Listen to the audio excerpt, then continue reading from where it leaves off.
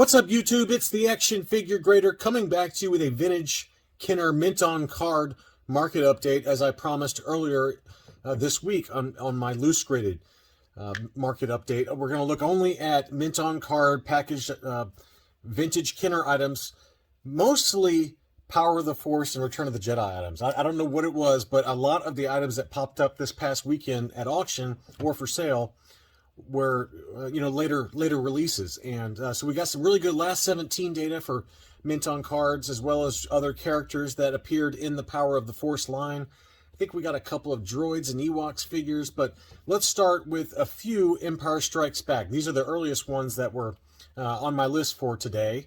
There were a number of other items. Surprisingly, I had a list of maybe 60 mint on card items, and I decided to break it up because there's just too much. There's just too many items to cover in one video, and this video will probably be too long as it is. But this was a beautiful 41 back Empire Strikes Back red snaggletooth. I had a snipe set up for this one, but I decided to take it off.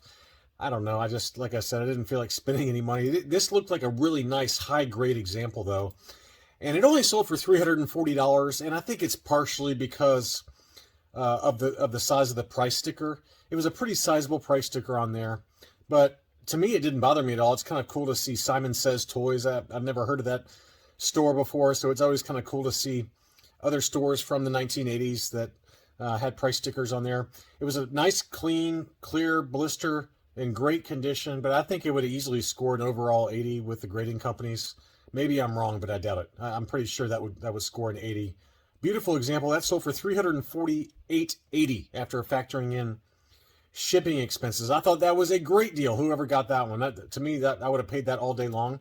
The same seller also had this one, which actually went for a little bit more, but I was a little surprised by it because I think it was not quite as good a condition as the red snaggletooth. But this was a 41 back Ugnaught.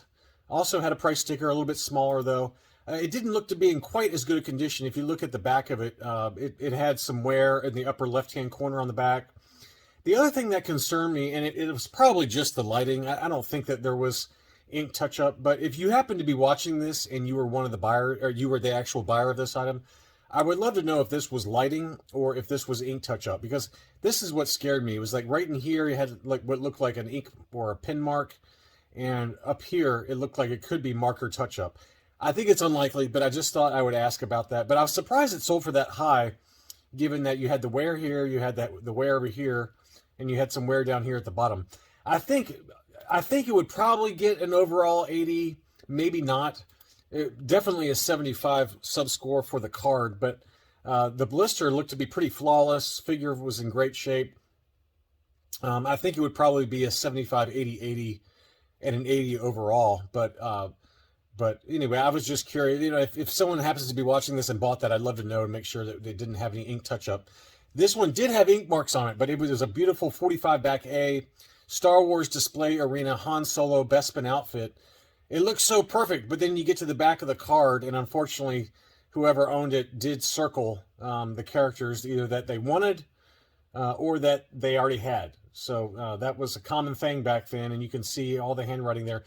Either this kid really wanted a lot of these, or he already had a number of awesome figures in his collection. So, unfortunately, that as I've talked about, if you're a grader, they won't grade this. AFA would flat out reject this. But luckily, Collector Archive Services does offer loose grading for these kinds of items that have ink touch up to the cards or handwriting on the cards that precludes it from getting 3-tier grading.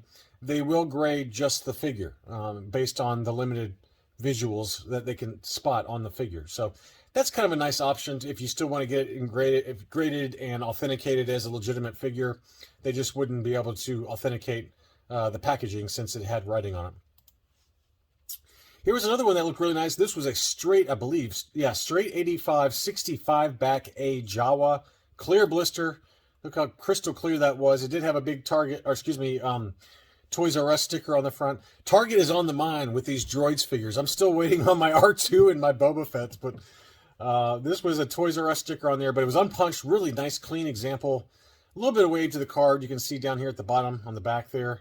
But that still sold for $610, which I think is actually a pretty decent deal, since on Facebook the exact same item sold for about the same price on Facebook, $600. So I think that was a pretty fair price relative, to eBay.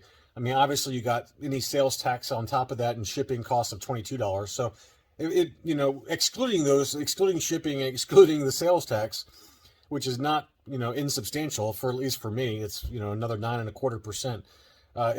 It pretty closely aligns with the market value of this item, given that on Facebook, I believe it was the exact same card back in the same grade sold for $600 even. That same seller from earlier had this one. Now, this was a very, very slightly yellowed Admiral Ackbar. And this one had the free Anakin Skywalker sticker, the 65 back. I can't remember if it's a B or C, but it looked to be in pretty good shape. Nice unpunched example, a little bit of card curl, but probably an overall 80. But this blister it's very faint, but it is a yellowed blister, which is a common problem with these Return of the Jedi. Me personally, I wouldn't have a problem, owning this one because the yellowing on it is fairly faint. Will it continue to get worse? Of course. I mean, that's just what these Return of the Jedi card backs do. But that one sold for $405, which I think is, I had a subscriber reach out to me, and I apologize. I don't remember who it was, but he's like, that seems high to me. And I was like, well, I don't know how high that really is, just given that Admiral Ackbar is tough to find where the blister is not super yellow. I mean, like dark yellow, like the color of that Anakin Skywalker offer sticker. So to find one that's very faintly yellow like that, it's not easy to find, and I can see why it sold for that much. Here's another one that I thought was a pretty good deal. This was a Palatoy Tri-Logo Atst Driver, unpunched example, very good shape overall. It did have dings in some of the corners of the blister, but that's a pretty common problem for this Atst Driver. Probably a 75 plus, or maybe if you're lucky and the graders are feeling good that day, you might get an 80 out of it, but probably more likely a 75 plus. But it only sold for $150 plus shipping, which I thought that was a very fair deal, given that it was an unpunched example with really no creases on the card. So pretty good deal there. Last 17, this is a 77 back made in Mexico Paplu. Looked to be in pretty good shape. It did have some damage down here on the card back. It's hard to tell what's going on with that card back, whether that is caused by, sometimes this kind of damage can be caused by moths or like silverfish getting a hold of them. So that's very possible, or it could just be scraping on the card. I don't know. But you can see there above the Rancor, it's got that factory punch that goes through the card into the blister where the figure is. That's a common thing for these made in Mexico card backs.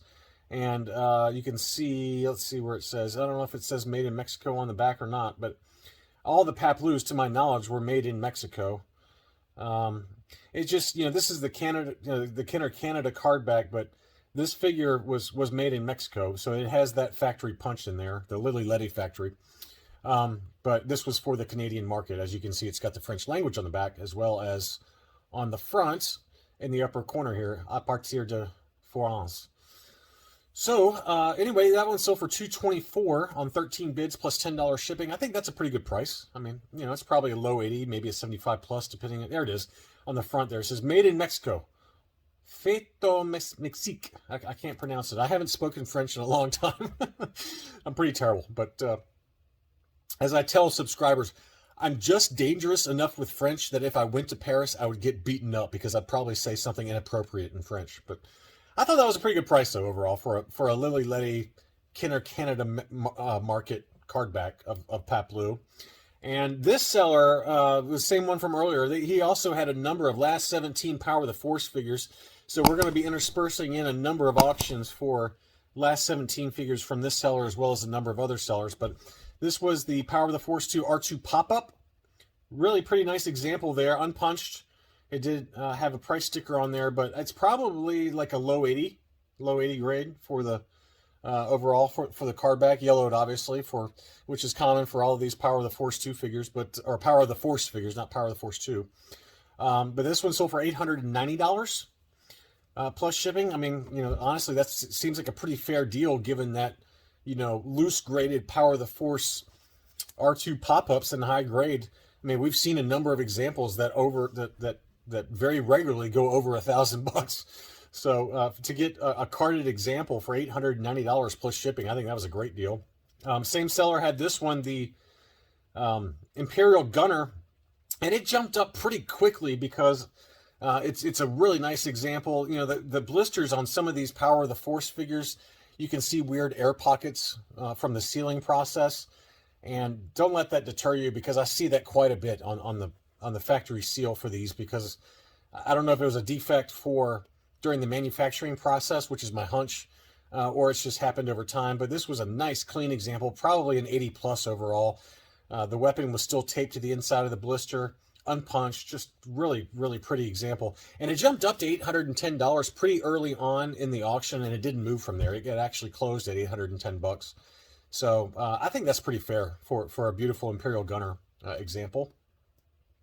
Different seller, but he had this one. This one was an a punched burrata, and it's probably like a low 80 grade at best. But I was surprised by that final sales price. I don't know if it just flew under the radar with all of these others that are going on. There were a ton of Power of the Force that all sold this weekend. I don't know what was going on, but this one only sold for $207, which I mean, that's very regularly on Facebook.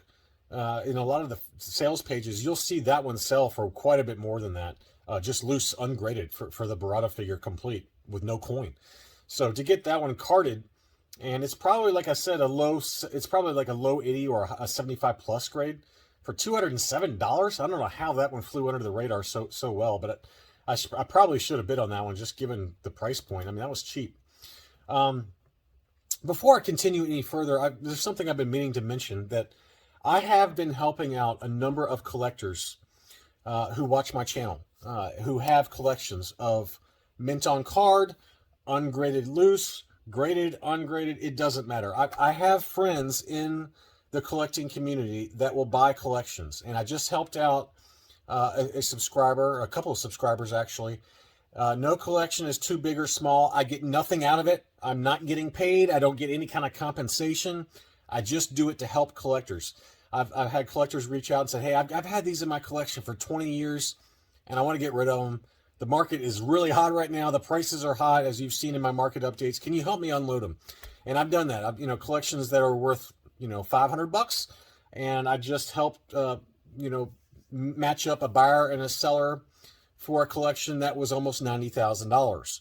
So again, I get nothing out of it. I'm just trying to help connect buyers and sellers get together. And if I can help in any way, the best way to reach out to me is either by email, actionfiguregreater@gmail.com, or on Instagram, which is @actionfiguregreater. Those are probably the two best ways to reach me, in private messages or whatever. But anyway, I just helped a collector offload his collection, and that one was almost a $40,000 collection. And like I said earlier this year, I helped, I don't advertise it. I haven't been advertising. I'm just trying to help folks. So if you need help, let me know. I'll try and get you top dollar for it. But I know collectors in the community that have deep pockets, much deeper than me, and they're buying collections, and they pay very, very well for those collections. They're not, they're very upfront in terms of how they price it and things like that. So reach out to me if I can be of assistance.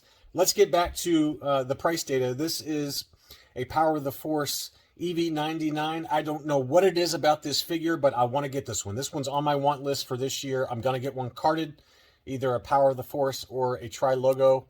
That one is on my list for this year. I've been loving the droids lately, so this is one I'm going to get next year.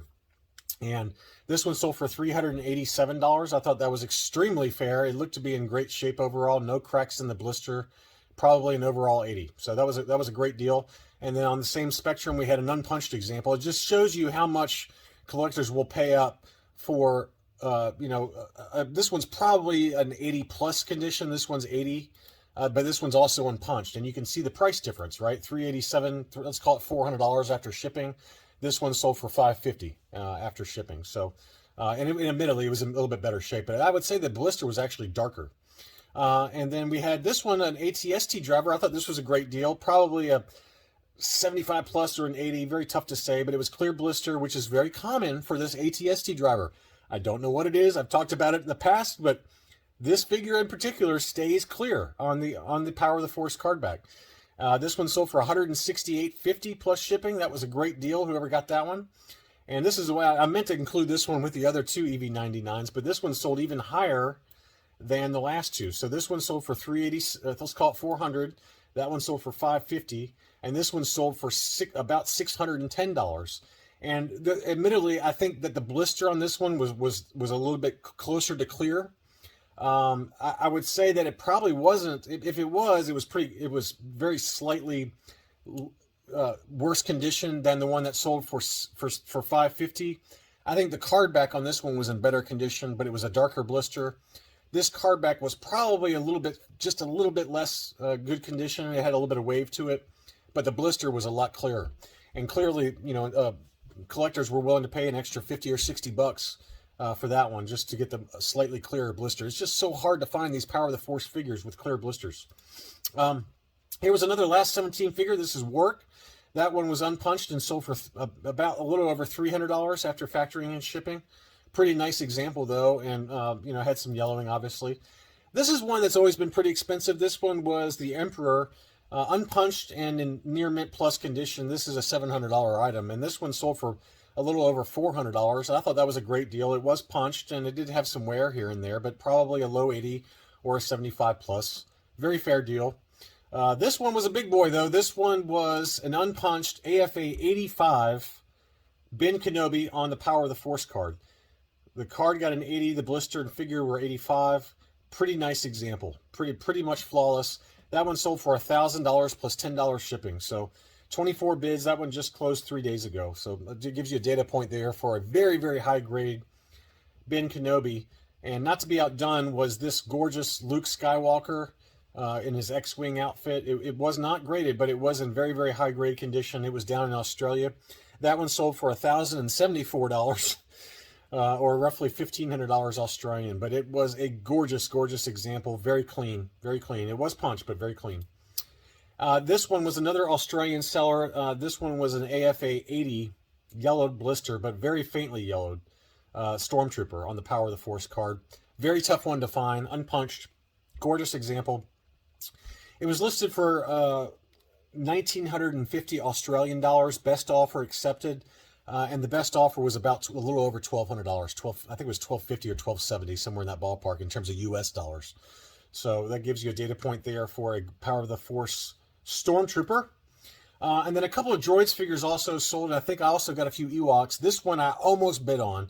I don't have anything in my collection that matches this, so I passed on it. But the outer blister on this Kia Mall on the Canadian Star Wars Droids card was very clear. The inner tray appears to be yellowed, as you can see here.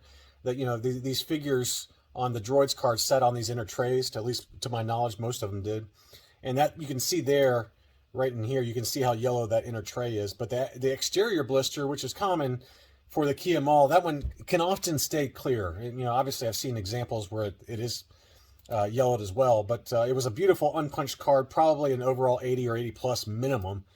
And that one sold for a steal, $205 plus shipping. I really wanted to bid on that. I don't know. I just think it would have been a nice addition to go along with my Target exclusive Moderns to have that one with it. But I withheld myself on that one. And I think that the reason that one went so cheap is because the same seller had this one. Now, this one's interesting because this seller has relisted this one 3 or 4 times. And the reason I know that is because this exact same faint crease was on every single auction that this same seller had as having sold, and then it gets relisted, and then it's sold, and then relisted. So this one relisted again and sold for $888. I don't know if the buyer's actually going to pay or what's going on with that, but it scared me enough to not bid on it. Not that I would have anyway, because it was outside of my budget. But beautiful Canadian R2D2 Droids or R2D2 Droids version. That one sold for again $888 plus shipping. Really nice. And then a couple of well, before I get to the Ewoks cards, this one was a Droids A-Wing fighter, and I thought since I was talking about some Droids carded figures, I'd go ahead and show this one. This was a gorgeous example. It looked like the stickers had been applied. Is that the case? Let me see. It had the inserts, it had the instructions, it had the mail-away warranty, but I think the stickers had been applied, and I think it mentioned that there was something wrong with the landing gear.